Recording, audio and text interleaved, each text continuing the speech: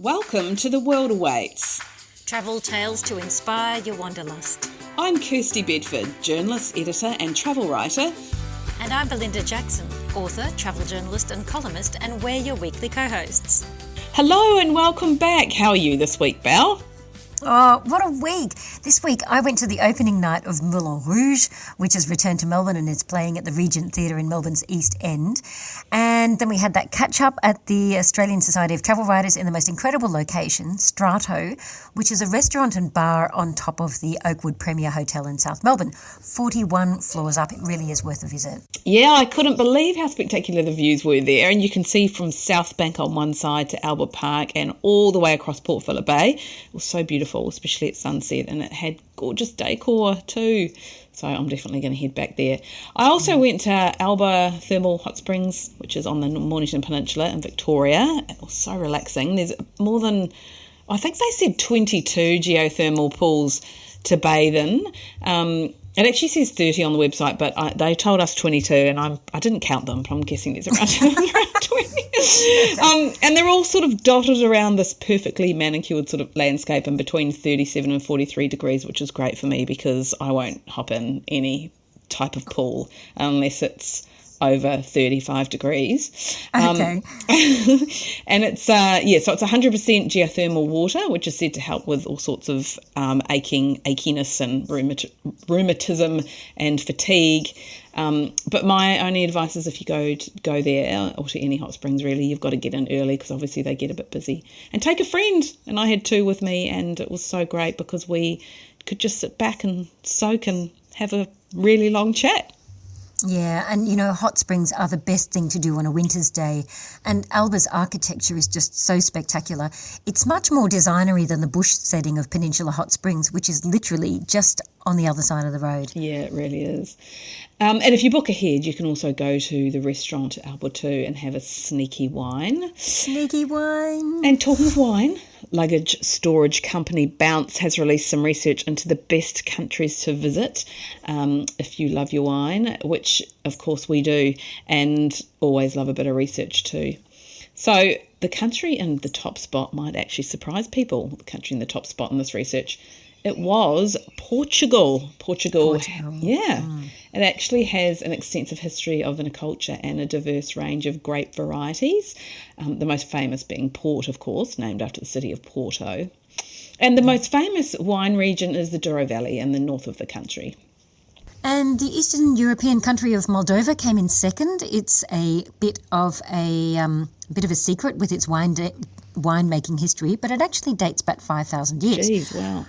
Fun fact, 3.6% of the entire country is covered in vineyards. The Cordoru region, which is in the central part of the country, is one of Moldova's most important and historically significant wine-producing areas. And there are also 21 wine tours which take in the country's extensive network of underground wine cellars. Amazing. And this one won't surprise anyone, but third place went to Italy, which is of course known as the birthplace of some of the world's most celebrated wines, with a vinicultural history also spanning back thousands of years.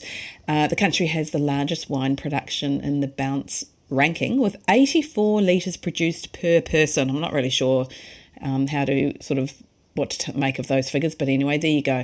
And it states that the wine is produced in every single region, but of course Tuscany is probably the most renowned.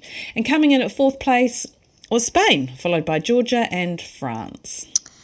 Yeah, I don't know. I mean, look, Georgia, incredible. Like, it also has those underground cellars or cellars buried into mountains. But the survey does have a very Eurocentric view. So I find it a bit weird that France is so low on the list.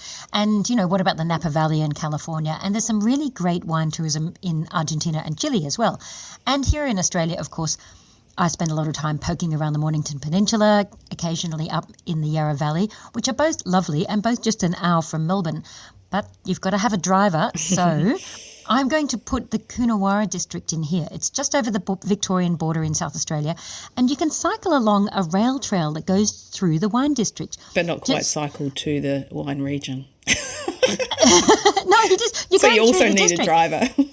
No, you can drive to Penola, and then you pick up your pushy and you just fang through. You should note that riding a bike, you need to have the same blood alcohol reading as driving a car. Yeah, wow. I learned that when I was e-biking between wineries up in the Victorian High Country last summer. And is there a story to tell us there? It was very hot. I was very thirsty. And can I please make a special mention to another Victorian region up on the northern borders around Mildura, because you can moor your houseboat at cellar doors, and the winemakers have brought so many different varietals from their home countries, which are really only just starting to come to market here in Australia, such as Vermentino, which is a beautiful, light, citrusy wine that should be on your to-drink list this summer. That's very cool that you can moor your houseboat at cellar doors. I know, right? That's very cool. All right, I'll throw in a few Kiwi ones. So Waiheke Island, which I know I've raved about before because I just love it. And it's only 45 minutes by ferry from the centre of the Auckland CBD. So it's a really tiny little island, but it has 30 wineries and known mostly for its reds, Cab Sav, Merlot, and then, of course, on the South Island, there's the stunning Marlborough region, which is famed for New Zealand's Sauvignon Blanc. Okay, all right, enough wine. So who are you talking to this week, Kirsty? I chatted to photojournalist Rochelle McIntosh, an award-winning wildlife photojournalist. Her work has appeared in USA Today, the Huffington Post and the Sydney Morning Herald, among others. She was also a magazine editor for many years and is a self-taught photographer. She talks about her most memorable wildlife experiences and gives us a few tips about how you can improve your photography. Hey, Rochelle. Hey, Kirsty, how are you? Thanks for having me. So great to have you with us. Let's start our chat by tell us a little bit about how you came to get into a career as a photojournalist.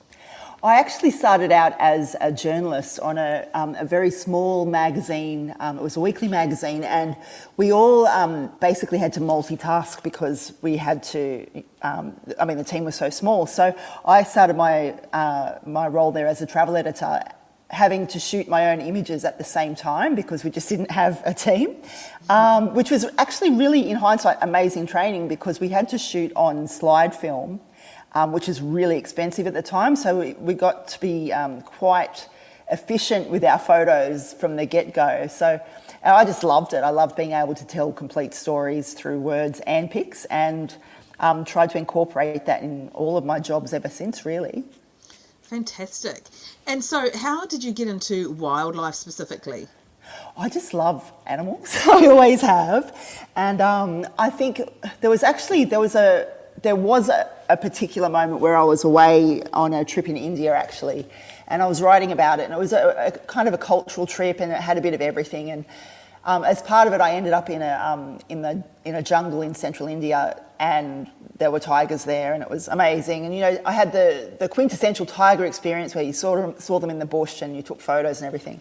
But on the last day, I just had this urge to go back out into the forest myself with a private guide and a private driver, and I had my camera with me, and I just had the most profound wildlife encounter.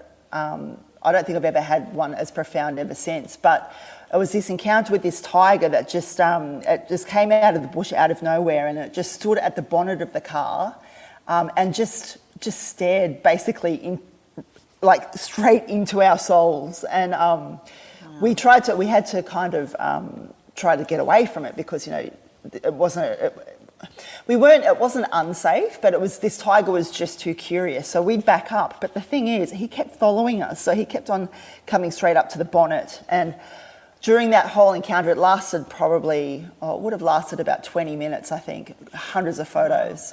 But why it was so pivotal for me was I actually could see that this animal, he just wanted company. Like, he wasn't lonely or anything, but he was curious.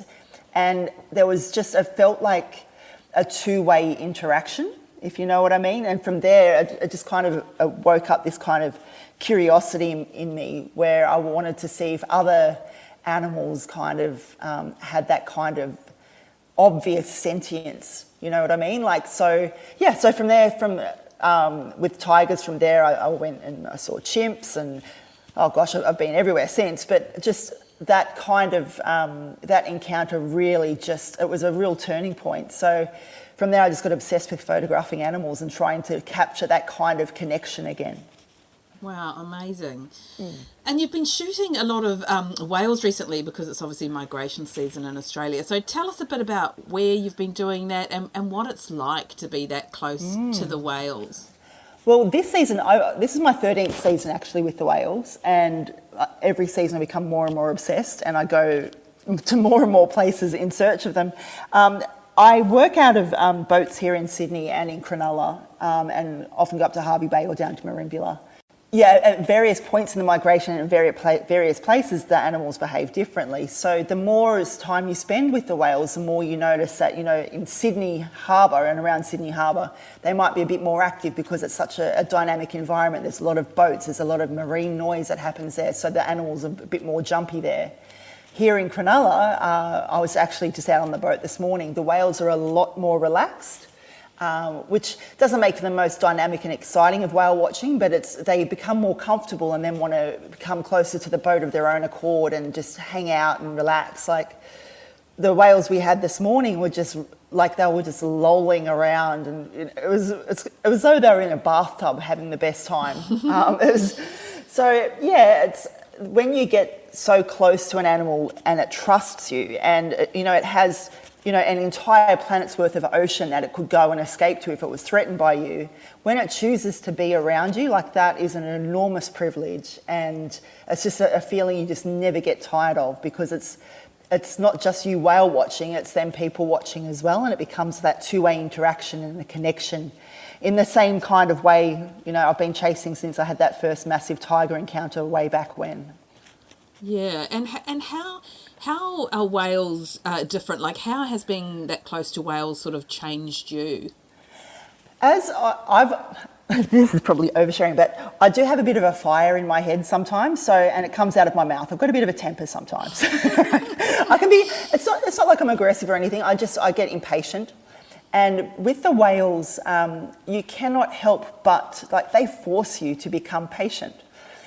Because their whole existence is based with they're underwater for periods of time, then they'll surface to breathe, and then they'll be on the surface for a bit, and then they'll disappear again. You cannot force a whale to be near you, and you can't make them want to be on the surface all the time. So you have no choice but to slip into their calm groove and just to be on that same wavelength of just cruising. And you cannot have a sense of urgency when you're on the ocean because it's pointless. And so I think over time, with being on the sea and looking for these animals that have such a measured approach to their existence, it's really calmed me. It's definitely a calming thing, and it's an exercise in patience, and you just get better at it. Wow, amazing.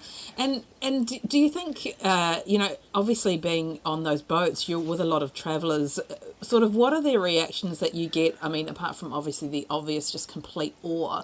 But do you think it makes people more aware of the importance of sustainability of wildlife tourism and, the fact that they're out there and what, our need to ensure that obviously we're protecting these marine life? This is the most, that is the most enjoyable part for me of being on the ocean, is seeing people who just come for a day out.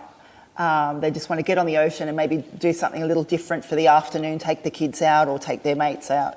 And they're not expecting this deep sense of connection. They're just expecting to have a bit of a laugh on a boat.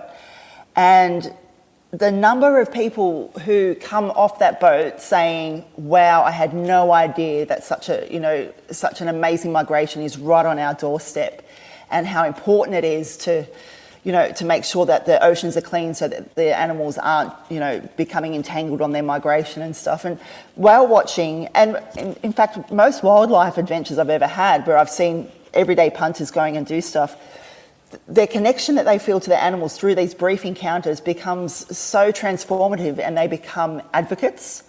Some more passionate than others. Some, there's some very, very gung-ho people in the whale community. But then you get that everyday punter who's just like, wow, I'm going to think twice about, where my rubbish goes, and this is why it's important for me to make positive choices for the planet, because I've seen how massive these animals are and how charismatic they are, and also how vulnerable they can be because of the choices I make. So, yeah, I think definitely maybe they're not articulating the sustainability ethos or things like that, but that connection is a very powerful thing, and it changes the way, the way they see the world, whether it's, massive change or it's a small change. There's definitely a change.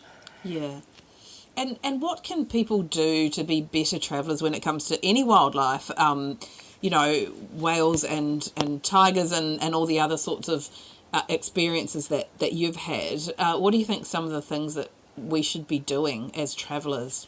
Ask as many questions as humanly possible. There's no such thing as asking too many questions, especially where wildlife is concerned. There is so many dishonourable and fake wildlife experiences. There's things like, you can go to Thailand and pat a tiger. You need to ask yourself, why am I able to pat this tiger? Why is this tiger on a chain? And what is the purpose of me being here? Ask questions, because if an animal has to be chained up for you to be able to pat it and have an encounter with it, it's not ethical. There is no reason you should be able to touch that animal. If you want to have an authentic animal experience, you have to earn it. You have to go into the field, into their domain, keep a respectful distance and observe them in their habitat doing what they do as animals. A wild animal isn't there to serve you. They're there to live their life. And so when you're going to have these wildlife experiences, the onus is on you to make sure that you're having a genuine experience and that the animal hasn't been taken out of its environment just for the sake of entertainment. Because if you're doing that, you're supporting something that is basically destroying the natural environment. Yeah, that's incredible. It's so well said. So what are some of your tips for people who are wanting to maybe travellers and they want to get into wildlife photography, like myself, but not a photographer, and don't necessarily feel like you have the skills to, capabilities to be able to take those stunning shots, not undermining obviously the immense skill that's involved in doing that. But what are some things for some amateurs that we can do to maybe improve our skills? I think first and foremost, for me, I'm not formally trained, I'm self-taught. And first and foremost, you need to see the image as the recording of an incredible moment that you've had with another creature. That's all it is. That photo is the recording of that moment. So obviously, the more complex the tool you use to capture that moment, the more complex the skills you need. But there's no reason why you can't take an amazing photo of a wildlife encounter on your iPhone. And it starts with actually really looking at the animal. So for me, one of the most important things that I like to do for all my animals, whether they're marine creatures or they're, jungle creatures, whatever, you need to be on their eye level. So if you're photographing even if it's your dog or your cat, get down on the ground, so you are eye to eye with them, and that's where you take the photo, because then you're seeing them in their context, at their height. So I think that's first and foremost, get down onto their eye level. If you're shooting an animal, if you really just wanted to shoot a whale on a boat, the most important thing there is to make sure that your camera, whether you're using a DSLR or an iPhone or a little point and shoot thing, you want speed. That camera needs to be as fast as it can be. So if you have a sports mode, turn the dial to your sports mode, and that will give you a faster result. It gives you more of a chance to capture that animal moving. Look at the animal.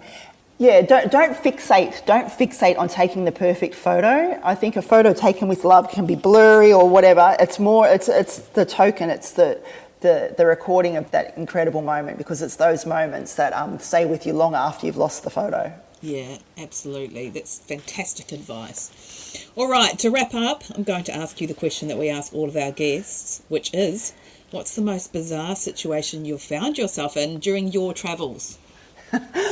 I've had some silly, like I've made silly choices at times. I'll just tell you this really quick, embarrassing one. But I get these love goggles, like when I'm looking at the animals, and sometimes it means that my perspective is kind of askew. So I was in the Galapagos this one time, and there was, you know, if you've been there or you've been around a good sea lion colony, you'll know that they'll let you know if it's okay to go in the water with them, right? So you just kind of get in gently and blah, blah, blah. Anyway, I'm walking down the beach and there's this sea lion just at the breaks, and he looks really chilled, and, you know, I was like, oh yeah, I'll go in for a swim. I get in up to my ankles, and this so-called chilled seal decides that basically I need to be destroyed.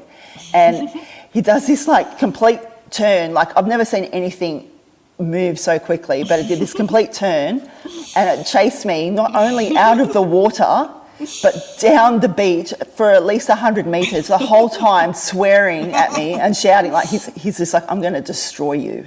And the good news is I actually was recording the whole thing on my phone, and all you can see is this sand flicking like from my feet, like running, and me going, woo, woo, and this seal shouting obscenities behind me. But people do all sorts of crazy things, like, and it's just, they're just, for when they feel out of their element, they can just do crazy things. I was actually in this camp in Tanzania where the host was telling me some of the stories about her crazy guests who had made strange mistakes while staying there. And when it gets quite cold, what they do in a lot of these camps is they'll put a hot water bottle in the bed. So you'll go out for your dinner and you'll go back to your campsite or into your tent, and there'll be a beautiful warm bed there waiting for you because of this hot water bottle.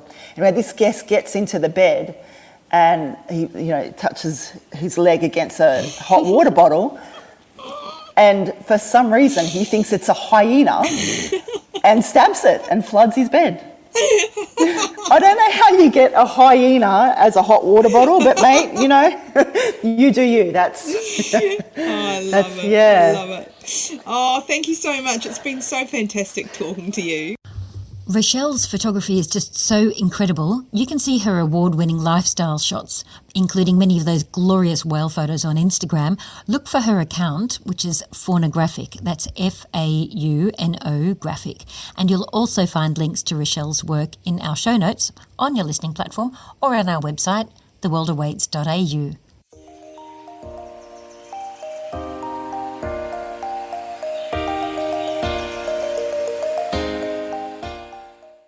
And on to our tip this week, best free things to do in airports. This came out of a conversation I had with Lisa Leong on ABC Radio Melbourne last week. I always hold up Amsterdam Airport as the gold performer because it has a gallery of Dutch masters in the airport, and it's had them there for decades. It's a collaboration with Amsterdam's prestigious Rijksmuseum. Such a cool way to discover Dutch art if you don't have time to visit in Amsterdam, and they're always adding to it too. And we should always also put the link to that great interview you did on ABC too, Belle, in the show notes, because that was really interesting. Okay, thanks. And, you know, I haven't been through San Francisco for a very, very long time, but I want to go back because San Fran Airport has a WAG brigade, which is a group of therapy animals to soothe nervous travellers. And the brigade includes, wait for it, a 12-kilo Flemish giant rabbit called Alex the Great. So you get to cuddle this giant bunny. Oh, my gosh. He's even got an Instagram account. If you want to check him out, it's Alex the Great 100. It blows my mind. Oh my gosh. I mean, what could top a 12-kilogram rabbit? But Singapore might actually come in close. It has it's a sensory experience just walking around there, but there are also loads of gardens that are free. So the butterfly garden, which has 1,000 butterflies, and a cactus garden, which has more than 100 succulents from the deserts of the Americas, Africa and Asia, and one that's not free, but for less than $20 you can actually have a swim in the Terminal 1 while you watch the planes take off, which is pretty cool. Yeah, I think that one's a cracker. And back to art, I was through Istanbul's new airport, which opened just before COVID, and it has a museum with more than 300 original pieces from Turkey's long history. So you could have a photo with a sculpture of Alexander the Great, which I did do. Interestingly, it has not only baby rooms, but also rooms for teens. and also low stimulus rooms for travellers with things like autism or Down syndrome. But staying on the art theme, Athens also has a smaller museum. And the last time I went through Doha Airport in Qatar, I drank tea at Harrods. It has a cafe and a shop there, and it also has a Hamby's Outpost, which is the world's best toy store from London. And, not to mention art as playgrounds. There's giant sculptures with inbuilt slides. And one more thing, Kirsty, just let me make a special call out to Incheon, which is the airport for Seoul, where you can dress up in hanbok, which is the traditional Korean costumes, and do Korean handcrafts in their airport. And it's so clever because airports are the first and the last thing you'll see of a country. So why make them generic and grey and boring? The point is you celebrate the destination. Absolutely. And I love that. I love that they encourage, particularly about the culture, because that's what, like you say, that's what really, it's the first place that you're coming to a country. So you really want to experience the culture when you're there. New Zealand does that quite well as well. You see lots of Maori art and sculptures when you walk through the airports there. And I also think there should be free libraries in airports too, because you spend so much time sitting around in a lot of them, and like street libraries, maybe you can just return the book to another airport or leave it on the plane for someone else. Yeah, exactly. Actually, Denpasar Domestic Airport, not to be confused with the international, has really great reading spaces with beanbags and stuff like that. And also it's got these really cute wall murals because, there's quite a street art thing going on there, and which you can photograph yourself in. So one of them has got you look like you're sitting on the back of a bike, which is being ridden by a guy on the street. But the guy is actually the Indonesian president, Joko Widodo. So speaking of Bali, that does a nice segue into my interview this week. And my guest is a friend, an author, and also a travel writer, Penny Watson. Incredibly, this always blows my mind she managed to do it. Penny and her family moved from Melbourne in the middle of our lockdowns to Bali during the global pandemic. And she's been living and working in Indonesia for the past 2 years. And we talked about what it is to be a good tourist in Bali. Penny, welcome to The World Awaits. It's so great to have you on the podcast.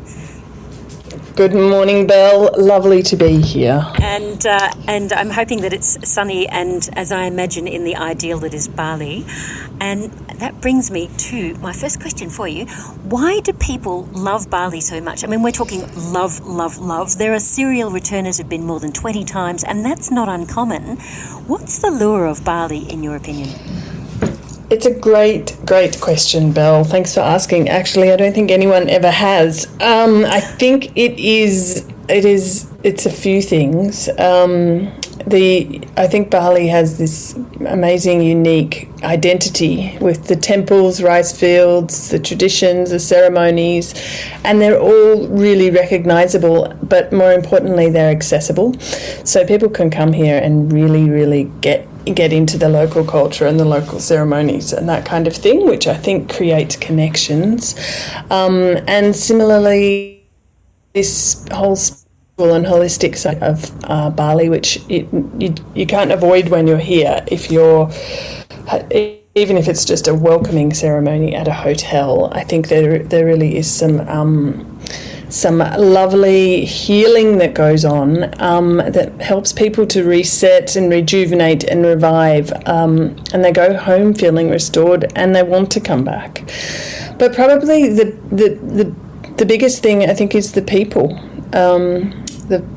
My father's partner, for example, has been coming to Bali for 50 years, as you say, and she stays at Tanjung Sari, this wonderful heritage sort of hotel over in Sanur. And the staff that she's met there, she's been to their house, she knows the grandkids, she's been part of the ceremonies over the years. They're warm and welcoming.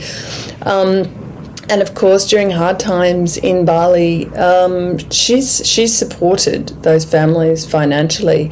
And I think a lot of Australians do that. A lot of tourists do that for Balinese people. And so when they return, the connections are all the more special and strong. And I think, those three things together just means people are really connected to the place, especially Aussies.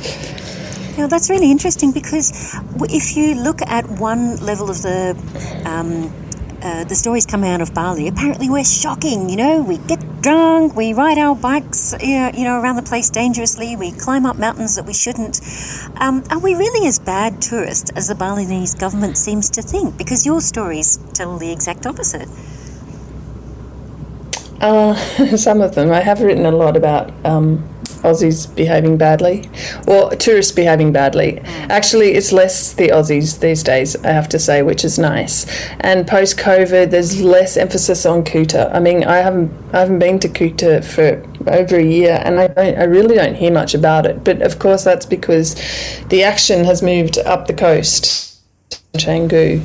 But I think what's going on is the more you get to know the Balinese people and their customs, and then you sort of realise how badly behaved tourists in general, or people or humans in general can be, compared to the sort of quiet and humble and beautiful local people.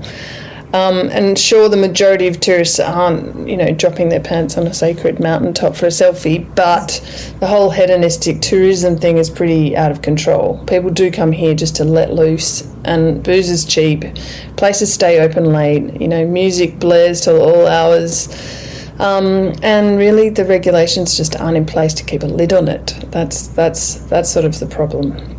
But there are new laws and suggestions that have been put into place, such as not climbing Bali's 22 mountains. And then there was the Bali bonk ban as well, which is, are these actually being policed now? When we go to Bali now, do we have limitations that we should be aware of that the Balinese government has put into place?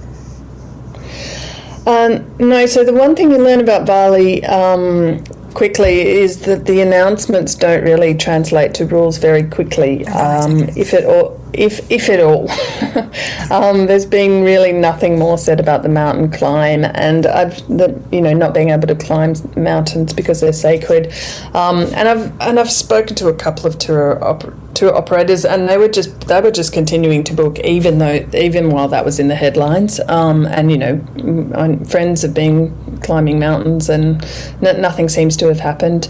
The bonking ban was sort of more about headlines in Australia. On the ground, it really has nothing to do with tourism, and it was really more about local law and culture, and about sort of retaining the sanctity of the family unit, and keeping married couples together, and that sort of thing. So that was really blown out of proportion. But one thing that has, and this is really true to the Balinese spirit and culture as well, is that they have brought out a book about what to do and not to do in Bali, how to be a good tourist. And what are some of those things they're suggesting? It's not out yet, but I sort of know what's in it.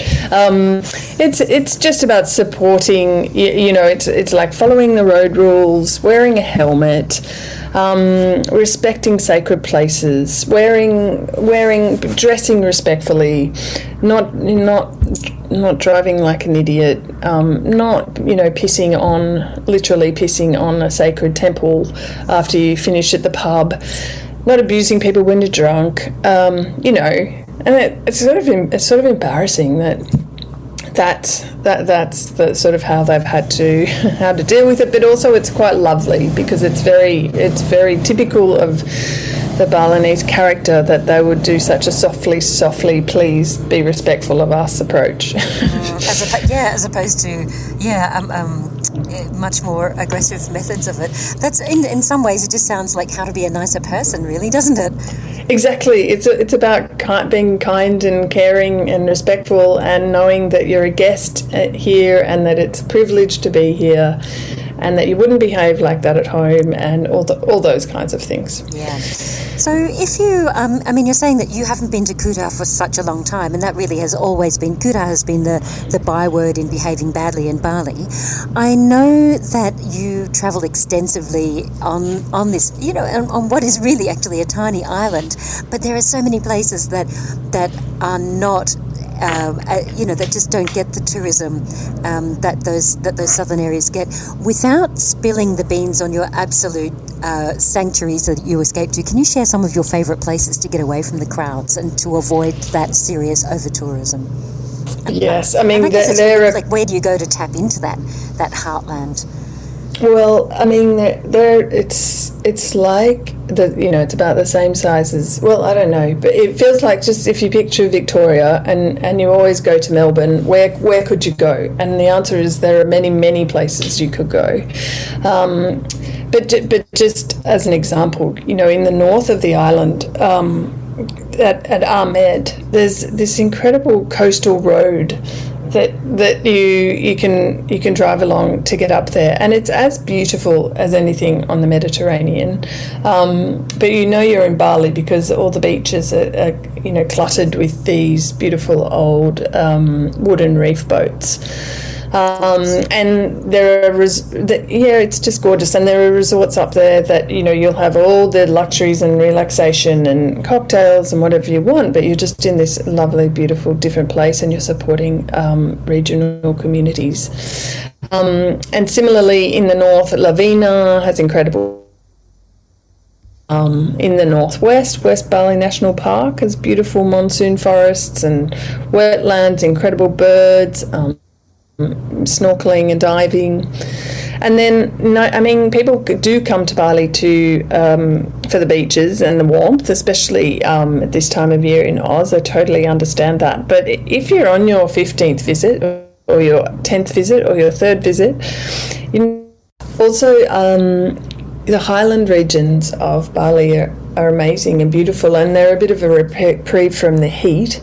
And in places like Kintamani, you can stay in gorgeous accommodation and climb Mount Batur or do hiking. In Munduk, which is a beautiful spot that looks over towards Java, the volcanoes of Java, there are incredible waterfalls there that you can go and jump off or slide down or take selfies out or whatever you want to do. But I'd also just recommend to really do your homework on guest stays and resorts and accommodation that's in places beyond Ubud or away from Ubud, because really in those places you'll have great access to local families, local businesses, the ceremonies, and you just get a little bit more of a connection to the Balinese people. Oh, gorgeous. So thanks for sharing those ones. I'm going to ask you the last question that we ask all of our guests on The World Awaits, and that is, and I'm sure that you've got plenty of these, your most bizarre travel experience. Go on, hit me.